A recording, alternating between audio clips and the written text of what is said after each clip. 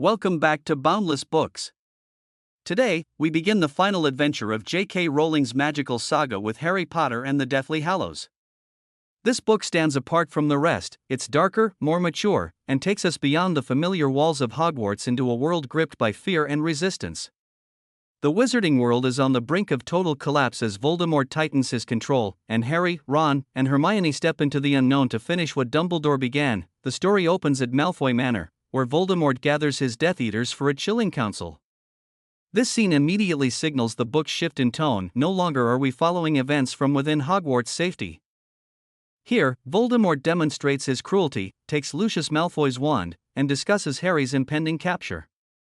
This sets the stage for a book where Voldemort's power is organized, strategic, and terrifyingly real. Meanwhile, at Privet Drive, Harry prepares to leave the Dursleys for the last time.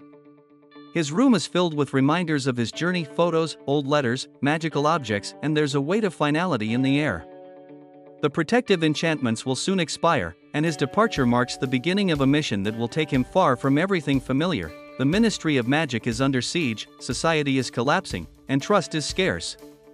Harry, Ron, and Hermione understand that they must destroy Voldemort's Horcruxes, the key to his immortality, but they have only fragments of clues left by Dumbledore.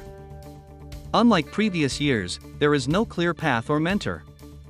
Their journey is filled with uncertainty, requiring them to rely on each other like never before. The trio attend Bill and Fleur's wedding, one of the last joyful events before chaos strikes.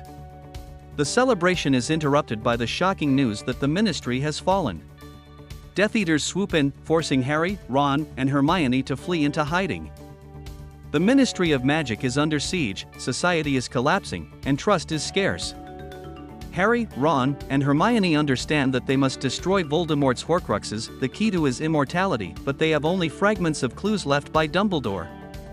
Unlike previous years, there is no clear path or mentor.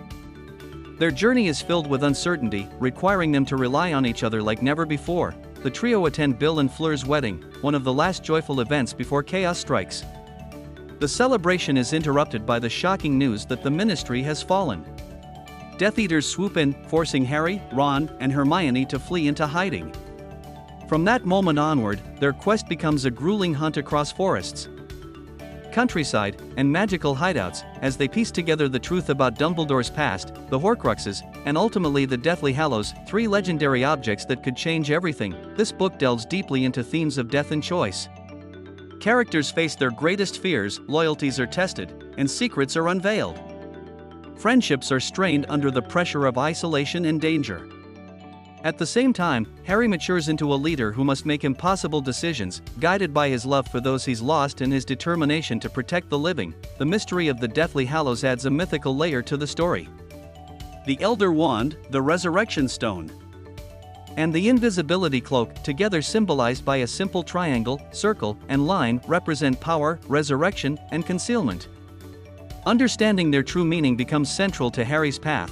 The book crescendos toward the Battle of Hogwarts, where all threads converge in a breathtaking finale.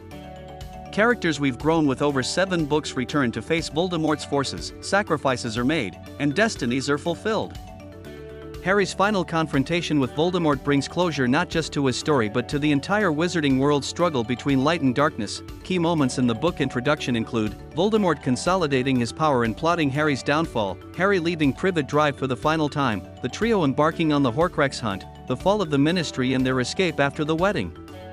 Discovery of the Deathly Hallows and Dumbledore's secrets, the build up to the climactic battle of Hogwarts. Book versus movie differences. The book provides far more emotional and strategic depth, especially during the trio's months on the run, their conversations about Dumbledore, and the full explanation of the Deathly Hallows legend.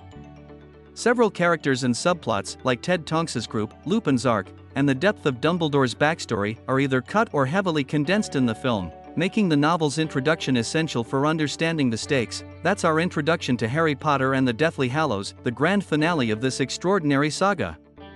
This book blends myth, emotion, and high-stakes adventure, bringing every thread together for a stunning conclusion. Speech Balloon, tell us, which Deathly Hallow would you choose and why? Don't forget to like, comment, and subscribe to Boundless Books. Next up, Chapter 1, The Dark Lord Ascending.